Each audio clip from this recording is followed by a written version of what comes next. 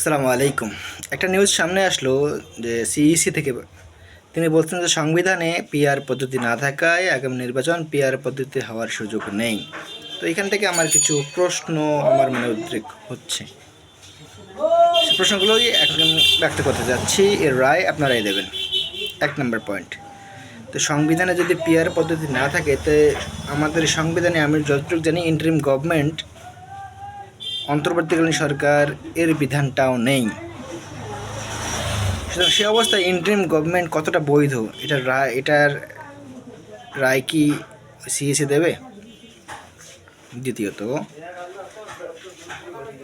যে July August বিপ্লবের পর প্রধান ফ্যাসিস্ট শেখ হাসিনা দেশ থেকে পালিয়ে গেল, তো যদি সংবিধানকে প্রামাণ্য দলিল হিসেবে আখ্যায়িত করা হয় তাহলে আমি বলবো 2024 সালের যে সাজানো নির্বাচন হয়েছে, ভোটারবিহীন নির্বাচন হয়েছে, সেই নির্বাচনের আলোকে সংবিধানের আলোকে আওয়ামী ফ্যাসিস্ট সরকার কিন্তু এখনও দেশের সরকার প্রধান। তো সংবিধান অনুযায়ী যেহেতু সরকার প্রধানের অবস্থানে থেকেই নির্বাচন সংগঠিত হবে, সুতরাং আওয়ামী সরকারকে ফিরে এনে দায়িত্ব বুঝে দিয়ে নির্বাচন করা দরকার। এই জন্য সিইসির ভূমিকা বলতে, যেহেতু সংবিধান সিদ্ধ, সংবিধান মানতেই হবে, সেহেতু এটা করা জরুরি, সিইসিকে বলতেছে। দ্বিতীয়ত হচ্ছে 2024 সালে যেহেতু নির্বাচন হয়েছে, সুতরাং সংবিধান অনুযায়ী আগামী নির্বাচন হবে 2029 সালের বা 28 সালে ডিসেম্বর বা 29 সালে। তো এর আগে নির্বাচন করাটা কি কতটা সংবিধান সিদ্ধ? সিএসি কি এই ব্যাপারে ভেবে দেখেছে কি, না শুধু লোক দেখানো ঢালাওভাবে এক পক্ষের কাছে নিজের মাথা বিক্রি করে দিয়ে সাধারণ মনে যা আসছে সেরকম বক্তব্য দেওয়া কি নির্বাচনে কতটা সিদ্ধ? এই অবস্থায় যে একটা বিপ্লবী সরকার, যে বিপ্লবী আন্দোলন হলো, জুলাই আগস্ট বিপ্লব হলো, এটা কতটা নির্বাচন সংবিধান মেনে হয়েছে? আসলে তাদের মাথায় এই বুদ্ধিটা নেই, এই জ্ঞান বুদ্ধি নেই। একটা বিপ্লবী সরকার কোনো সংবিধান মানে না, সংবিধানের আইন ভেঙেই কিন্তু একটা বিপ্লব সাধিত হয়, কোনো অভ্যুত্থান সংগঠিত হয় সংবিধানকে ভাঙার জন্যই। সুতরাং জুলাই আগস্ট বিপ্লবের পর আমরা যে বাংলাদেশে অবস্থান করতেছি, সে বাংলাদেশে দাবি রাখে জনগণের মৌলিক আকাঙ্ক্ষার, জনগণের মৌলিক দাবির, জনগণের অধিকার আদায়ের জন্য জনগণ যে পদ্ধতিকে গ্রহণযোগ্য মনে করবে সেই পদ্ধতিতেই নির্বাচন নির্বাচন কমিশন বাধ্য। যদি না হয় তাহলে একটা বিপ্লবী সরকারের ভূমিকা থাকে না।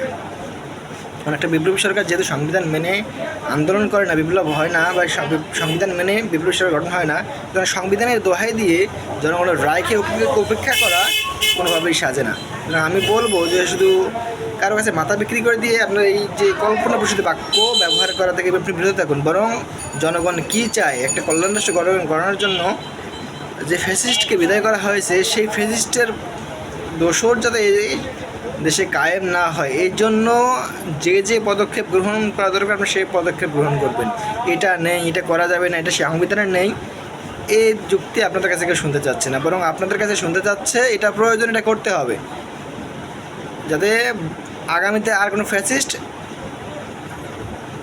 জন্ম নিতে না পারে। এজন্য কি আছে কি নেই এটা আপনাদের প্রসঙ্গে আসবে না, বরং কোনটা জরুরি, কোনটা প্রয়োজন, জনগণের মৌলিক অধিকার কীভাবে বাস্তবায়ন হবে, কোনটা করলে বাস্তবায়ন হবে, এই কাজটাই হচ্ছে আপনাদের করা দরকার।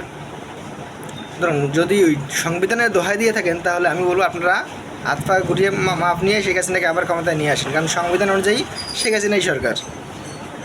আপনারা তাড়াতাড়ি পাশ হাঁটতে থাকেন, আপনাদের ওই নির্বাচন কমিশনের মতো জায়গায় আপনাদের যোগ্যতা অনুযায়ী বা আপনাদের যে যোগ্যতা, সেই যোগ্যতায় আপনারা ওই নির্বাচন কমিশনের জায়গায় বিপ্লবী সরকারের যে দায়ভার সেটা আপনি গ্রহণ করতে পারতেছেন না। সুতরাং আপনার বিপ্লবী সরকার জায়গা থেকে হয় অব্যাহতি দিয়ে সেখান থেকে ফিরে আসুন, নতুবা বিপ্লবী সরকারের যে ভূমিকা, একটা বিপ্লব সাধনের পর তারা যে ভূমিকায় অবতীর্ণ হওয়া দরকার সে ভূমিকায় আপনারা অবতীর্ণ হন।